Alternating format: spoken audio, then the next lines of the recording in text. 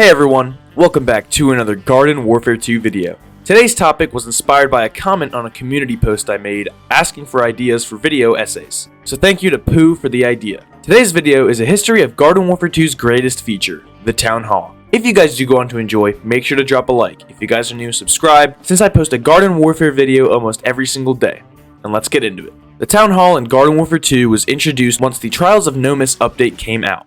It's a building in the center of the backyard battleground with a portal in it. The reason why this building is so important is because it holds the best game modes of the entirety of Garden Warfare in total. Unfortunately, in January of 2020, the Town Hall lost its charm, as since then, there's only a couple of game modes on rotation throughout the entire year every year. The game modes have a set time every year to come out, and no new or old ones that aren't in the rotation are ever going to come back. The Town Hall was the game's mojo. It used to change game modes every single week with new and exciting game modes that allowed players to jump into fresh content. Back in 2016 through 2019, players were logging on all the time to see what the new game mode was, and almost every single time it was something super cool. There are a few game modes, however, that stick out among the rest, and these game modes are one of the main reasons why Garden Warfare 2 was loved by so many people. The first game mode that was introduced was Cats vs Dinos. Cats vs Dinos was a spin-off of Infinity Time, where players played as the cats and dinosaurs from each respective side, and fought against each other till the last man was standing on either team. It was last seen on August 7th, 2017. This game mode has two of the few achievements that you were unable to unlock, those being shown on screen now.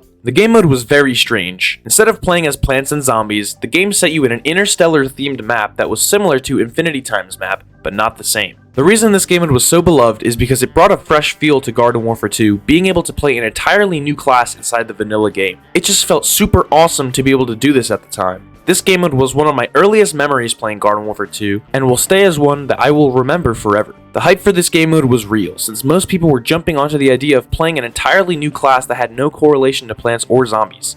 It was almost like you weren't playing Garden Warfare 2. The second game mode that was introduced is one that most people remember, Boss Hunt. Boss Hunt was a game mode where you were put into an ops map with 3 other players, and you completed tasks to defeat a boss. The game mode was absolutely hated at first, with newer players not understanding how to play each hunt properly and ultimately selling it for their team. Boss Hunt consisted of 2 bosses for each team to defeat, with those bosses being random every time Boss Hunt came out. The bosses for the plant side were Sasquatch and Yeti King, and on zombies, they were Brothers Nomus and Spooky Squash. Each time you completed a boss hunt, you were rewarded with coins, a brand new customization, and a difficulty setting for the boss hunt. Depending on which difficulty you played on, you got different rewards. This is also one of the few game modes that has unobtainable achievements, those being shown on screen here. Boss Hunt over time probably became the most beloved game mode. You hop on Garden Warfare 2 with your friends, hop into the Town Hall and grind the new boss hunt for hours. It was an absolute blast. One of the main game modes that the community wants to return is Boss Hunt, due to the achievements and the customizations no longer obtainable. Completing a boss hunt brought a feeling of completion that the rest of the game did not have. It rewarded you greatly, with the customizations actually being pretty good from these hunts. The third and final game mode that most people remember is Soil Survivors. Soil Survivors was an arena type game mode, with it being a game mode where once you die, you cannot respawn until the match is over, similar to Battle for Neighborville's Battle Arena. The reason this game mode was so loved is because it was the last fresh game mode to be introduced into Garden Warfare 2, with it being implemented in February of 2019. The game mode was loved by so many since it gave a feeling of competitiveness to those who wanted it, and those who didn't want it still had fun since it was a heart-wrenching, anxiety-inducing mode. There was a giant globe around it that closed every minute and made the game feel more intense as the seconds rolled by. This was the first game mode to implement bots into it. This could be a leading factor as to why they didn't choose the game for rotation, since I guess a lot of players weren't playing the game mode due to its lack of casualness. This mode is the least remembered out of these 3, but still a main contender for the argument against the new Town Hall rotation that people want. So you might be asking, are game modes the only thing that Town Hall held? No. While these game modes are what made the game so much better, there is one thing that was added along with the Town Hall portal that changed the game and how it was looked at forever.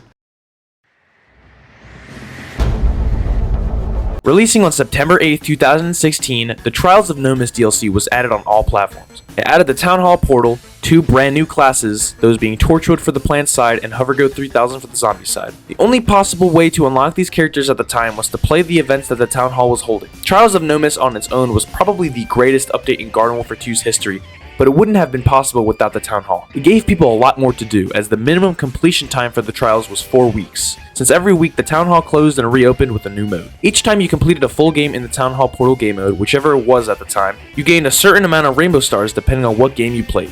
Rainbow Stars can only be obtained by playing modes in the Mystery Portal or by trading 7 normal stars for 1 Rainbow Star with the Seagull in the Town Hall. Rainbow Stars are used to unlock 3 chests inside the Town Hall, with the yellow chest containing 1 customization item, the blue chest with 2, and the most expensive, the red chest containing a trial key, which will unlock one of the trials in the Trials of Nomus, along with both a customization item and a taunt from the original Garden Warfare. On the day that the content update was released, PopCap updated the game's website with an all-new event calendar, which will help players keep track of the portal events, community challenges, Rux appearances, and character showcases that have been scheduled during the month. Now that you know about the main history of the Town Hall, let's talk about something that needs to be addressed: the Town Hall rotation.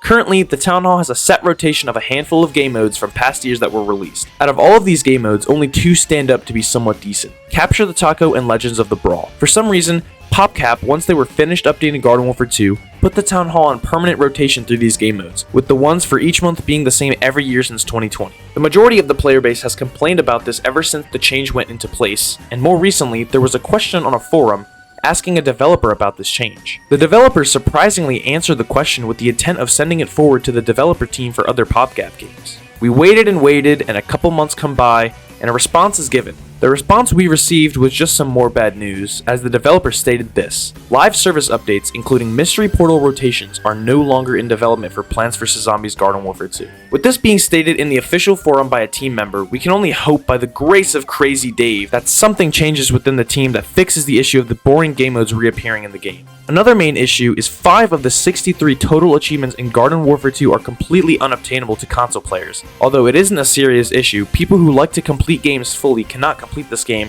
since the game modes are no longer being released. Because of PopCap's mistreatment of the game, a lot of core game modes that made people want to play the game are no longer going to see the light of day. I still don't know the full reason on why they decided to put the worst possible game modes in their rotation, since almost nobody likes 80% of them. The Town Hall in Garden Warfare 2 has had such a big impact on the game, judging as the game has lost a lot of players since the final update rolled around. Thankfully, I have played a majority of these game modes that never returned, so if you were one of the players that got to be able to play some of these modes, consider yourself lucky. And with that, the Town Hall, you are still active, but your peak form will forever be missed. Just because I think that this video isn't doing the Town Hall enough justice, let's get back into some other game modes that the game saw a couple times and never returned. The first game mode is Battle of Accuracy. It was a pretty simple game mode in which both sides played as their sniper counterparts. Plants played as the Cacti class, and Zombies played as the Pirate class. This game mode I remember a lot, since it was a blast trying to 1v1 a pirate as a cactus from the other side of the map. The next game mode was Guerrilla Warfare.